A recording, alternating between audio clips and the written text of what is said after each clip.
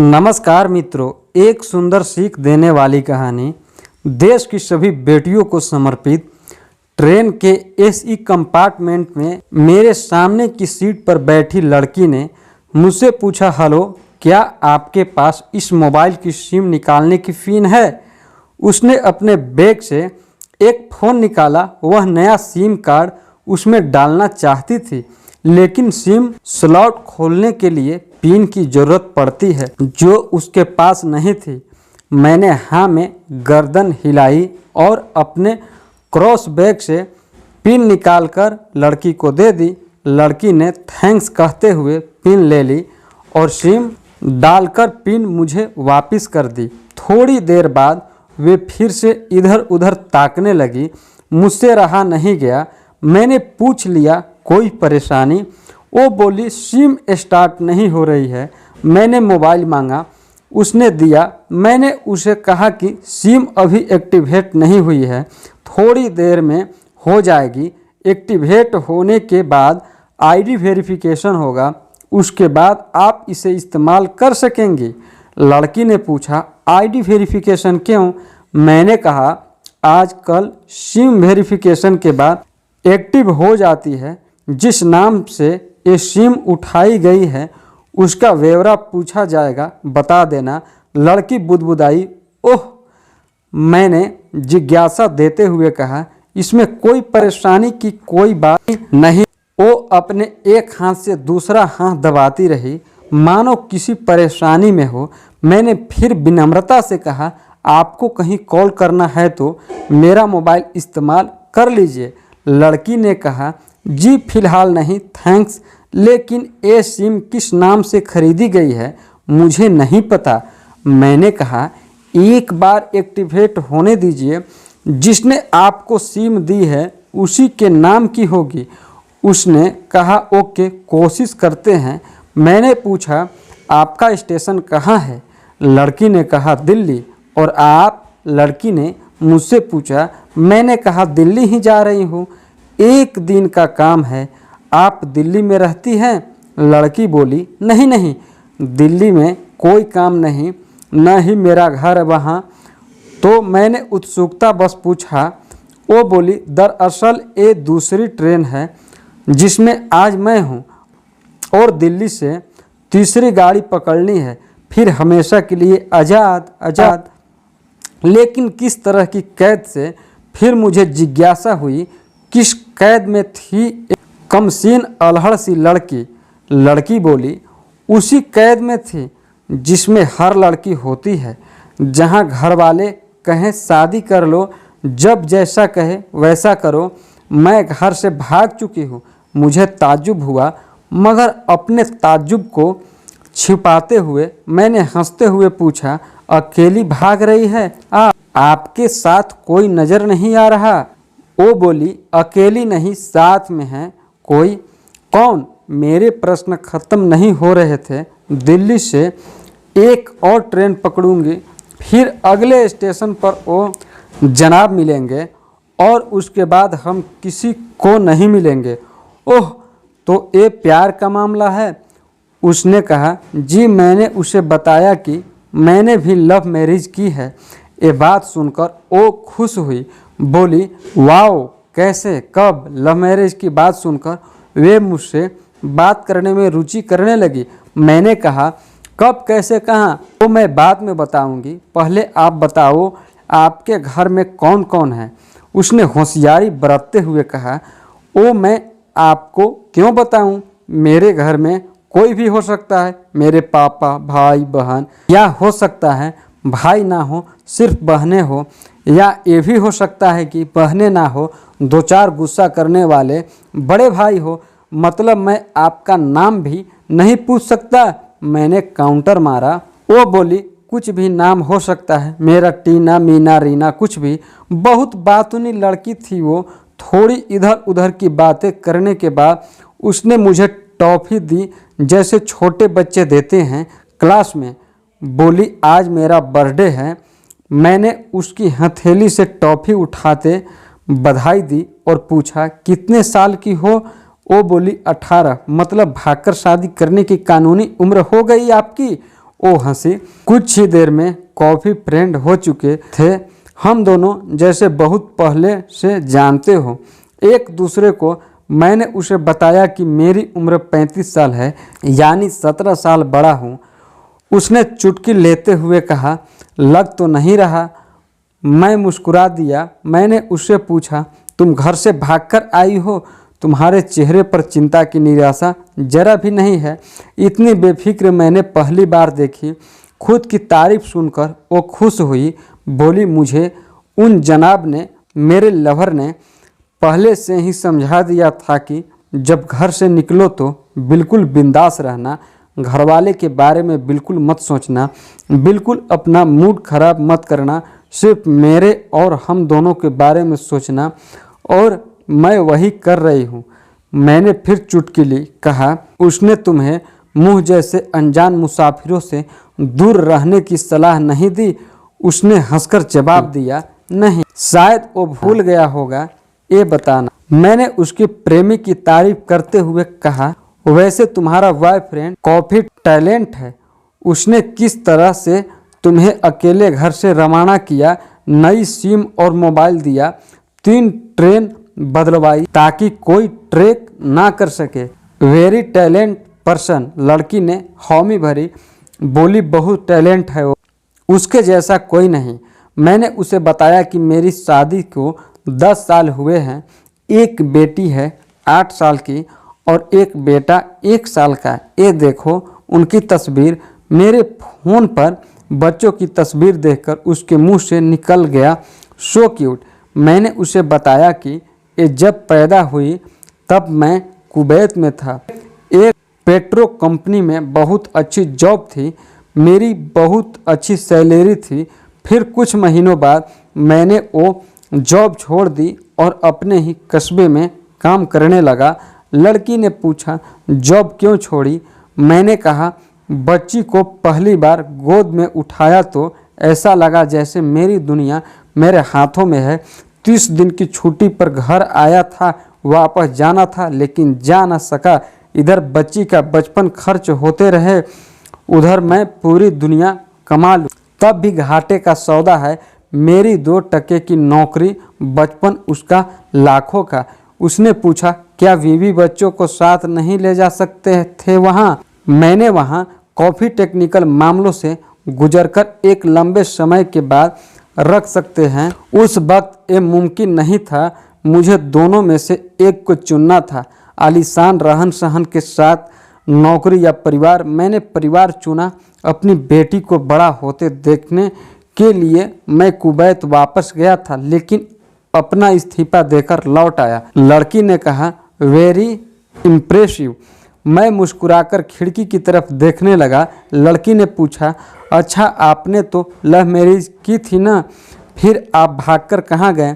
कैसे रहे और कैसे गुजारा वो वक्त?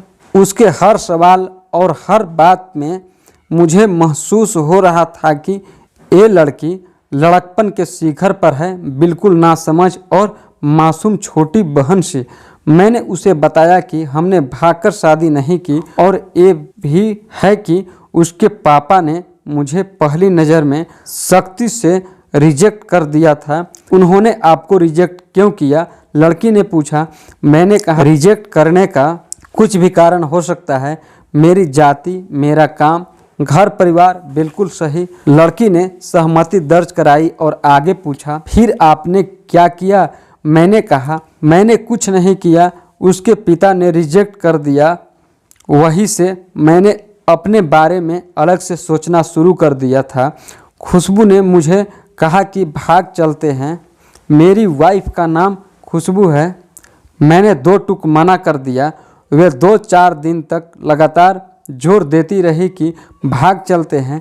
मैं मना करता रहा। मैंने उसे समझाया कि भागने वाले जोड़े में लड़के की इज्जत पर कोई खास फर्क नहीं पड़ता, जबकि लड़की के पूरे कुल की इज्जत धुल जाती है। भागने वाला लड़का उसके दोस्तों में हीरो माना जाता है, लेकिन इसके विपरीत जो लड़की प्रेमी संग भाग रही है वो उल्टा कहलाती है। मोहल्ले के लड़के उसे चालू कहते हैं। बुराइयों के तमाम शब्दकोश लड़की के लिए इस्तेमाल किए जाते हैं। भागने वाली लड़की आगे चलकर 60 साल की वृद्धा भी हो जाएगी, तब भी जवानी में किए उस कांड का कलंक उसके माथे पर से नहीं मिटता। मैं मानता हूँ कि लड़का लड़की को तौलने का ये दोहरा मापदंड गलत है, लेकिन हमारे समाज में है तो यही ये नज़रिया गलत है। मगर सामाजिक नज़रिया यही है।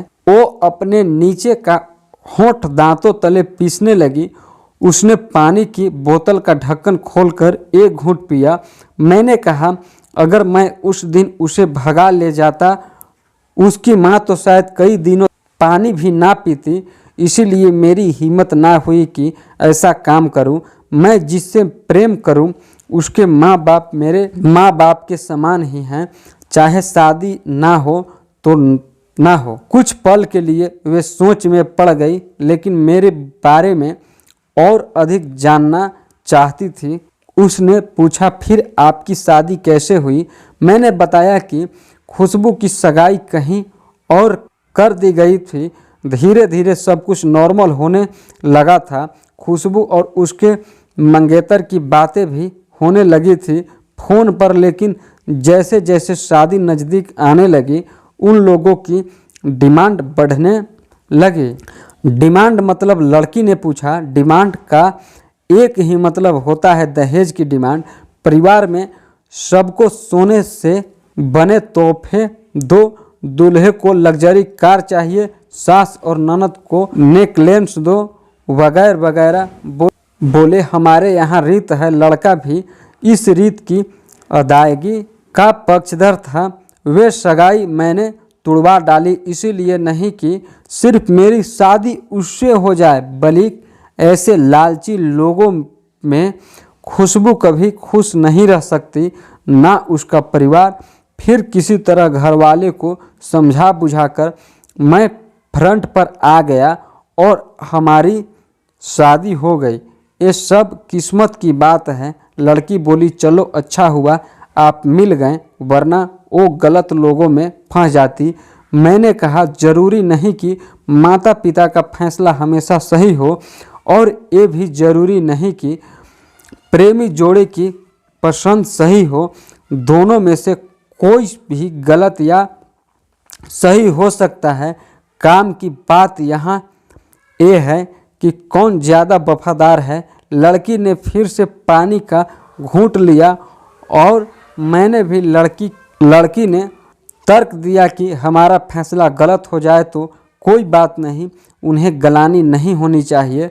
मैंने कहा, फैसला ऐसा हो जो दोनों का हो, बच्चों और माता पिता दोनों की सहमति वो सबसे सही है। बुरा मत मानना, मैं कहना चाहूँगा कि तुम्हारा फैसला तुम दोनों का है, जिसमें तुम्हारे पेरेंट्स शामिल नहीं है। ना ही तुम्हें इश्क का असली मतलब पता है। अभी उसने पूछा, क्या है इश्क का सही अर्थ? मैंने कहा, तुम इश्क में हो, तुम अपना सब कुछ छोड़कर चली आई, ये सच्चा इश्क है। तुमने दिमाग पर जोर नहीं दिया, ये इश्क है। फ़ायदा नुकसान नहीं सोचा, ये इश्क है। तुम्हारा दिमाग दुनियादारी के फितूर से बिल्कुल खाली था। उस खाली जगह में इश्क का फितूर भर दिया गया। जिन जनाब ने इश्क को भरा, क्या वे इश्क में नहीं हैं? यानी तुम जिसके साथ जा रही हो वो इश्क में नहीं, बल्कि होशियारी हीरोगिरी में है। जो इश्क में होता है वो इतनी प्लानिंग नहीं कर पाता, 3 ट्रेनें नहीं बदलवा पाता, उसका दिमाग इतना काम ही नहीं कर पाता। कोई कहे मैं आशिकी हूँ और वो सातिर भी हो, ये नामुमकिन है। मजनू इश्क में पागल हो गया था। लोग पत्थर मारते थे, उसे इश्क में उसकी पहचान तक मिट गई। उसे दुनिया मजनू के नाम से जानती है, जबकि उसका असली नाम कैस था। जो नहीं इस्तेमाल किया जाता वो सातिर होता तो कैस से मजनू ना बन पाता। फरहाद ने सीरी के लिए पहाड़ों को खोदकर नहर निकाल डाली थी और उसी नहर में उसका लहू बह रहा था। वो इश्क था। इश्क में कोई फकीर हो गया, कोई जोगी हो गया, किसी माझी ने पहाड़ तोड़कर रास्ता निकाल लिया, किसी ने अतिरिक्त दिमाग नहीं लगाया, चालाकी नहीं की। लालच, हवस और हासिल करने का नाम इश्क नहीं है। इश्क समर्पण करने को कहते हैं, जिसमें इंसान सबसे पहले खुद का समर्पण करता है, जैसे तुमने किया, लेकिन तुम्हारा समर्पण हासिल करने के लिए था। यानी तुम्हारे इश्क में लालच की मिलावट हो गई। लड़की अचानक खो सी गई। उसकी खिलखिलाहट और खिलदड़ापन एकदम से खामोशी में बदल गया। मुझे लगा मैं कुछ ज़्यादा बोल गया, फिर भी मैंने जारी रखा। मैंने कहा, प्यार तुम्हारे पापा तुमसे करते हैं, कुछ दिनों बाद उनका वजन आधा हो जाएगा। तुम्हारी माँ कई दिनों तक खाना नहीं खाएगी, न पानी पिएगी, जबकि आपको अपने आशिक को आजमा कर देख लेना था। ना तो उसकी सेहत पर फर्क पड़ता, ना दिमाग पर। वे अक्लमंद है, अपने लिए अच्छा सोच लेता। आजकल गली मोहल्ले के हर तीसरे लौंडे लपाटे को जो इश्क हो जाता है, वो इश्क नहीं है, वो सिनेमा जैसा कुछ है। एक तरह की स्टंटबाजी, डेयरिंग, अलग कुछ करने का फितूर और कुछ नहीं। लड़की का चेहरा का रंग बदल गया। ऐसा लग रहा था वे अब यहाँ नहीं है। उसका दिमाग किसी अतीत में टहलने निकल गया। मैं अपने फ़ोन को स्क्रॉल करने लगी, लेकिन मन की इंद्री उसकी तरफ थी। थोड़ी ही देर में उसका और मेरा स्टेशन आ गया। बात कहाँ से निकली थी और कहाँ पहुँच गई। उसके मोबाइल पर मैसेज टोन बजी। देखा, सिम एक्टिवेट हो चुकी थी। उसने चुपचाप बैग में से आगे का टिकट निकाला और फाड़ दिया। मुझे कहा, एक कॉल करना है। मैंने मोबाइल दिया। उसने नंबर डायल करके कहा, सॉरी पापा, और सिसक कर रोने लगी। सामने से पिता की फ़ोन पर बेटी को संभालने की कोशिश करने लगे। उसने कहा, पिताजी आप बिल्कुल चिंता मत कीजिएगा, मैं घर आ रही हूँ। दोनों तरफ से भावनाओं का सागर उमड़ पड़ा। हम ट्रेन से उतरे। उसने फिर से पिन मांगी। मैंने पिन दी। उसने मोबाइल से सिम निकालकर तोड़ दी और पिन मुझे वापस कर दिया। कहानी को अंत तक पढ़ने के लिए आपका बहुत बहुत धन्यवाद। दोस्तों, आपको कहानी कैसी लगी कमेंट्स करके ज़रूर बताइएगा। कहानी पसंद आई हो तो वीडियो को लाइक